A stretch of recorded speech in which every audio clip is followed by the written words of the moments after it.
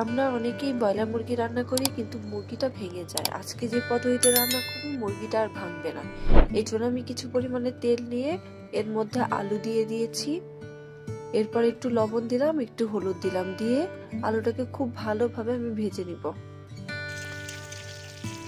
আলুটাকে খুব ভালোভাবে উল্টে পাল্টে ভেজে আমি একটা বাটিতে উঠিয়ে নিচ্ছি। আর আলুটা আমি অনেক বড় বড় করে কেটেছি, দেখলেই বুঝতে পারবেন আমি কিভাবে কেটেছি। এখন আমি মাংসের টুকরোগুলোকে ওই তেলের মধ্যে খুব ভালোভাবে ভেজে নিব।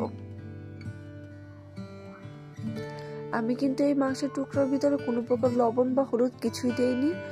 একদম ফ্রেশ মাংসের টুকরোকে তেলের মধ্যে খুব ভালোভাবে আমি ভেজে নিচ্ছি। মাংসগুলোকে খুব ভালোভাবে ভেজে আমি একটা বাটিতে উঠিয়ে নিব। এখন এই তেলের মধ্যে আমি 3 টুকরো দারচিনি আর 5টা এলাচের মুখ ফেটিয়ে দিয়ে দিলাম, আর সাথে দিলাম পেঁয়াজ কুচি, কাঁচামরিচ। এখন এই উপকরণগুলোকে খুব ভালোভাবে ভেজে নিতে হবে।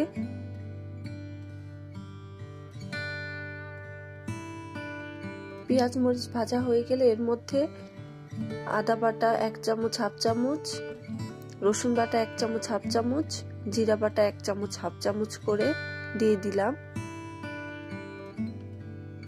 এখন এই উপকরণগুলোকে খুব ভালোভাবে ভেজে নিব, যাতে মশলার যে কাঁচা গন্ধটা রয়েছে সেটা যেন না থাকে। এরপরে শুকনা মরিচ বাটা দিয়ে দিলাম হাফ চা চামচ।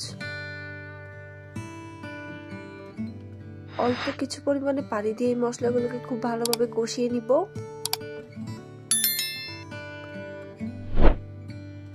মশলাগুলো একটু কষে গেলেই এর মধ্যে আমি হলুদ গুঁড়ো দিয়ে দেবো হাফ চামচ পরিমাণের, লবণ স্বাদ মতো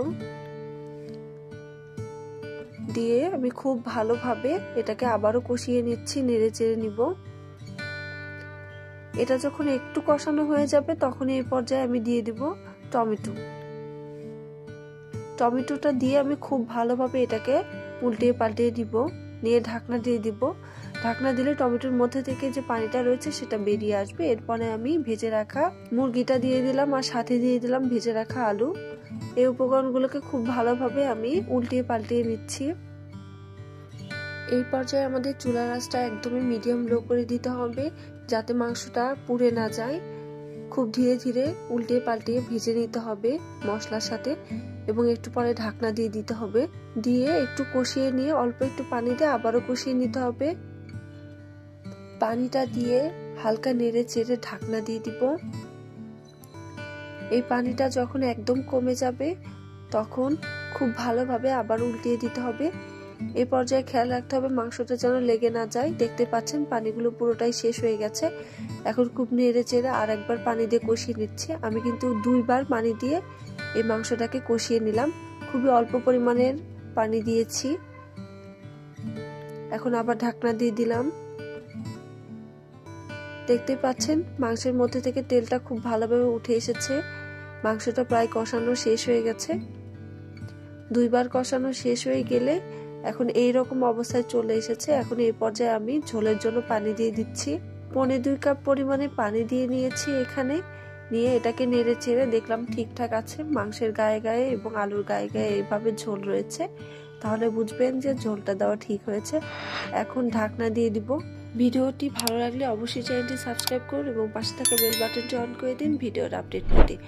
খুব ভালোভাবে এটাকে হাই হিটে রান্না করতে হবে। এখন এই ঝোলটা কমে গেলে আপনারা দেখতে পাবেন যে মাংসগুলো একটাও ভাঙেনি এবং আলুগুলো গোটা গোটা রয়েছে।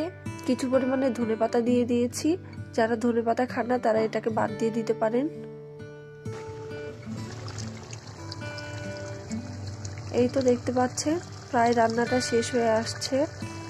আমি এই পরিমাণে ঝোলটাই রাখবো, আপনারা চাইলে আর একটু বেশি বা কম রাখতে পারেন। রান্নাটি কমপ্লিট হয়ে গেছে। সবাইকে অসংখ্য ধন্যবাদ আমার সম্পূর্ণ ভিডিওটি দেখার জন্য।